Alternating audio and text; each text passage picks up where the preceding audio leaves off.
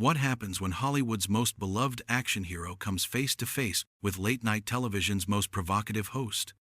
You won't believe what unfolds when Sylvester Stallone sits down with Jimmy Kimmel in what was supposed to be a light-hearted promotional appearance that spiraled into one of the most explosive confrontations in late-night history.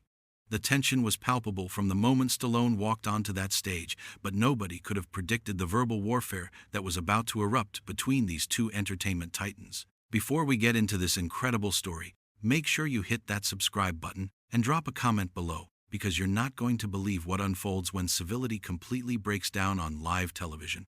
The atmosphere in the Jimmy Kimmel Live studio was electric as Sylvester Stallone made his entrance to thunderous applause. The 77-year-old action legend looked every bit the part of Rocky Balboa as he raised his fists in victory, acknowledging the cheering crowd. But beneath that trademark smile, those who knew Stallone well could detect something different in his demeanor, a tightness around his eyes that suggested this wasn't going to be just another promotional stop on his media tour. Kimmel, sporting his usual smug grin, wasted no time diving into what he clearly thought would be easy comedic territory. "Sly, great to have you back on the show," he began, his voice dripping with that familiar, condescending tone that has become his signature. "I have to ask, at 77, when are you finally going to hang up those boxing gloves and admit that maybe, just maybe, you're getting a little too old for all this action hero stuff?" The audience chuckled nervously, sensing the underlying edge in what was framed as a playful jab. But Stallone's expression didn't change. He leaned back in his chair, studying Kimmel with the calculating gaze of a predator sizing up potential prey. "You know, Jimmy, that's interesting, coming from someone who's never thrown a real punch in his life," he replied, his voice steady but carrying an unmistakable warning. Kimmel's laugh was forced, clearly not expecting such a direct response. "Hey, I throw plenty of punches, they're just verbal ones," he quipped, trying to regain control of the conversation. "But seriously, don't you think there comes a time when an actor should acknowledge their limitations? I mean, we've all seen those behind-the-scenes videos of you needing help getting up after action sequences." The studio fell uncomfortably quiet.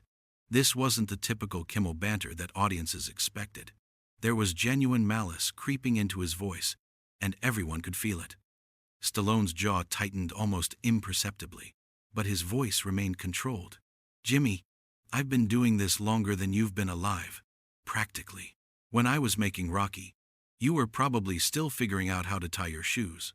"Oh, come on, Sly. Don't get all defensive on me," Kimmel pressed, clearly emboldened by what he mistook for weakness. "I'm just saying what everyone's thinking. Isn't it time to pass the torch to younger actors who can actually do their own stunts without risking hip replacement surgery?" The audience was now shifting uncomfortably in their seats. This had crossed the line from playful ribbing into something much more personal and cruel. Stallone's publicist, sitting in the front row, looked visibly distressed, making subtle gestures that Kimmel either didn't notice or chose to ignore. "You want to talk about passing torches, Jimmy?" Stallone's voice took on a harder edge. "Maybe we should talk about how you've been coasting on the same tired formula for years, making fun of people who actually create something instead of just tearing others down for cheap laughs." Kimmel's facade began to crack. His smile became more strained, his posture more defensive. "Hey, I'm just doing my job here. Entertainment. You know, something your recent movies haven't been providing much of lately."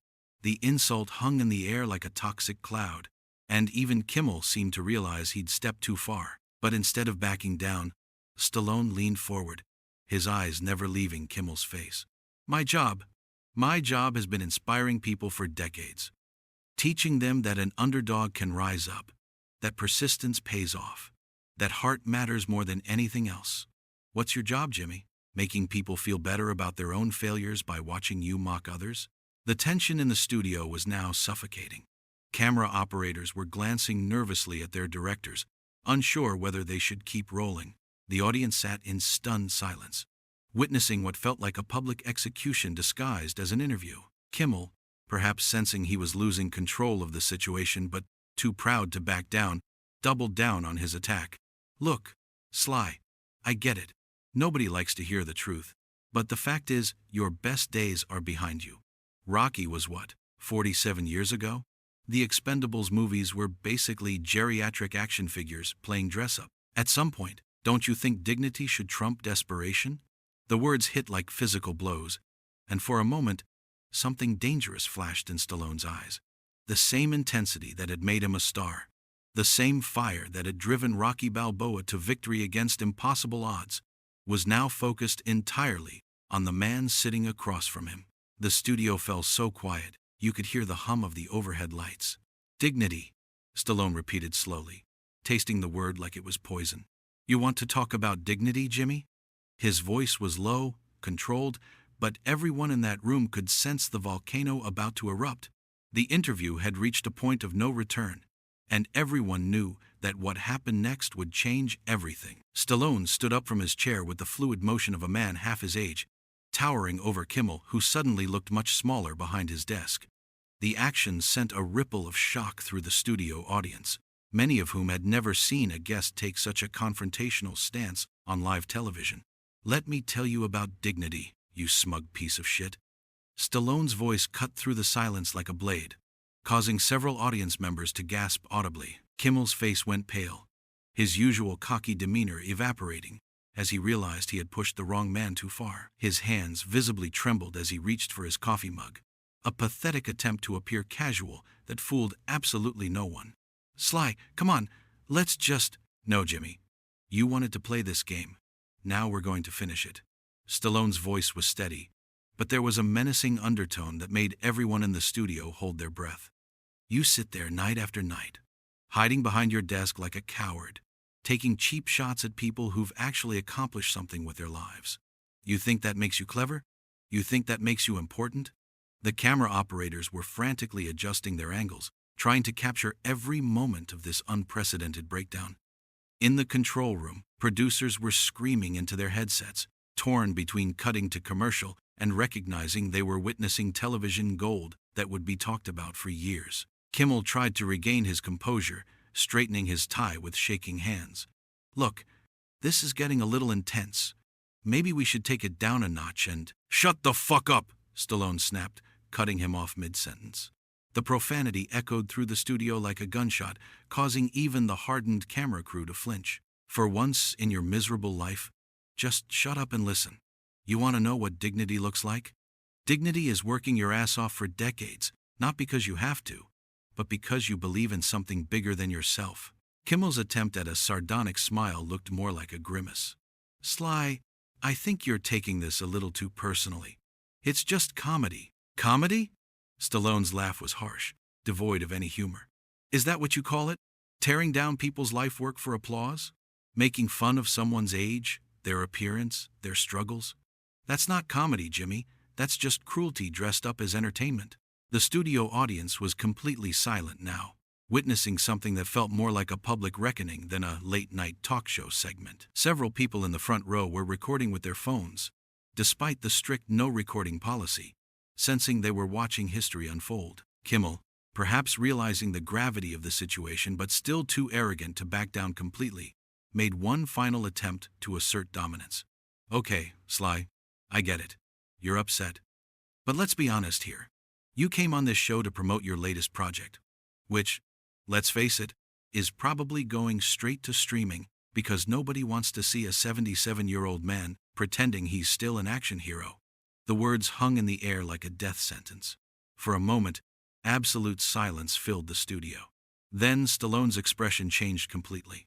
The controlled anger was replaced by something much more dangerous. Cold, calculated fury. You know what, Jimmy? Stallone's voice dropped to barely above a whisper, forcing everyone in the studio to strain to hear him. I've met a lot of bullies in my life. On movie sets, in boardrooms, in the streets of Philadelphia where I grew up, but you're a special kind of pathetic. You're the kind of bully who only feels big when you're making others feel small. Kimmel's face was now flushed red, sweat beading on his forehead despite the studio's air conditioning. I'm not a bully. I'm a comedian. There's a difference. The difference is that real comedians punch up, not down. Stallone interrupted, his voice growing stronger. They make people laugh with them, not at someone else's expense. But you? You built your entire career on being a mean-spirited little man with a microphone and a platform. The tension in the room was becoming unbearable. Security guards were shifting nervously at their posts, unsure whether they should intervene in what was rapidly becoming a complete meltdown of television protocol. In the green room, other scheduled guests were watching the monitors in stunned silence. Kimmel, desperate to regain some semblance of control, attempted one last power play. Security, I think maybe we should. Don't you dare, Stallone's voice boomed across the studio, causing Kimmel to shrink back in his chair. You started this shit, and you're going to hear me finish it. You want to talk about my age? Fine. I'm 77 years old, and I've earned every single day of those years. I've inspired millions of people, created characters that have become part of our cultural DNA, and built something that will outlast both of us. The actor's voice was building to a crescendo, his passion and fury combining into something magnificent and terrifying. And what have you built, Jimmy? What's your legacy? Making people feel bad about themselves? Is that what you want written on your tombstone? Here lies Jimmy Kimmel. He made fun of better men than himself? Kimmel's mouth opened and closed like a fish, gasping for air, completely unable to formulate a response.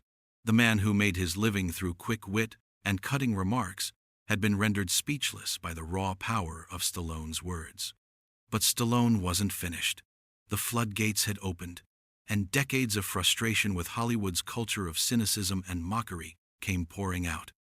The confrontation was about to reach its explosive climax, and everyone in that studio knew they were about to witness something that would change late-night television forever. You know what really pisses me off about you, Jimmy? Stallone continued, his voice now carrying the weight of righteous indignation. It's not just that you're a bully. It's that you're a coward. You hide behind your writers, your producers, your network executives.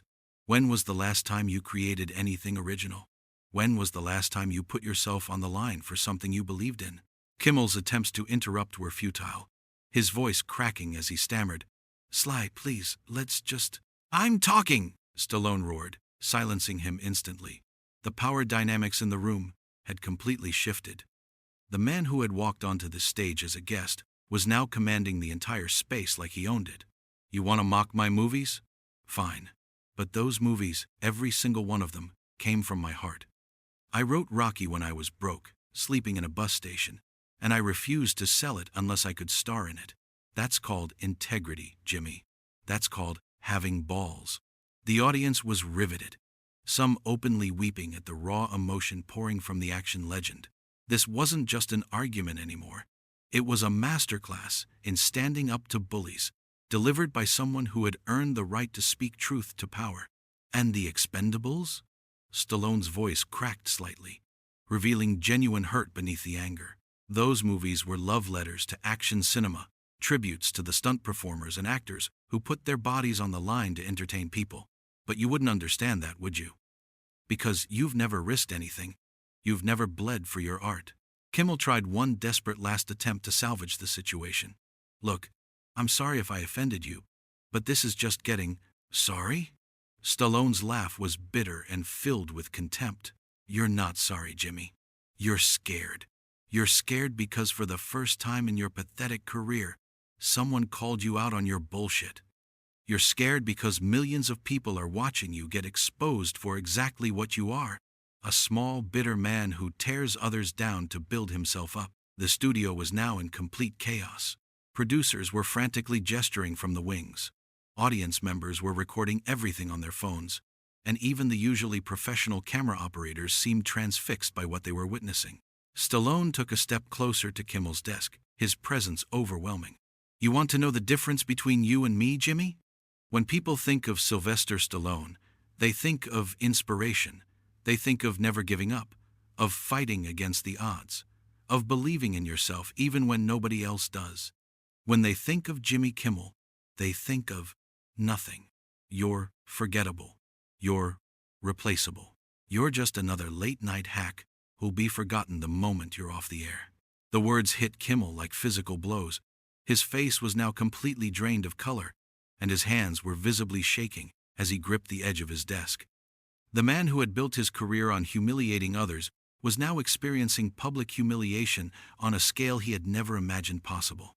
You know what the really sad part is? Stallone's voice became almost philosophical, tinged with genuine pity. You could have been better. You have a platform, a voice, millions of viewers.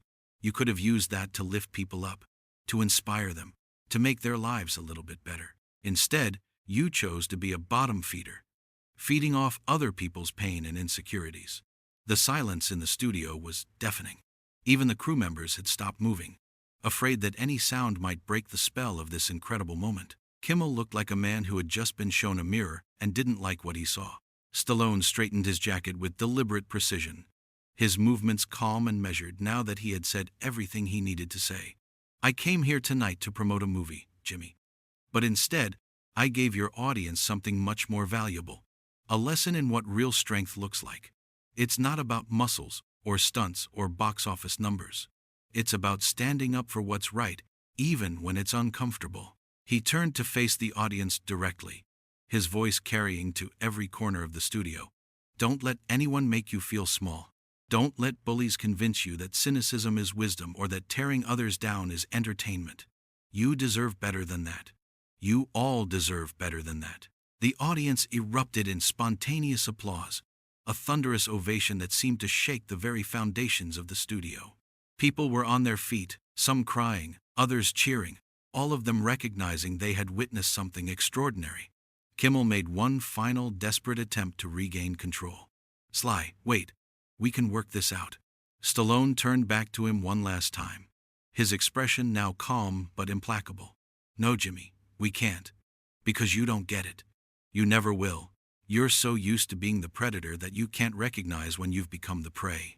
With that, Stallone began walking toward the stage exit, his stride confident and purposeful. But he wasn't quite finished.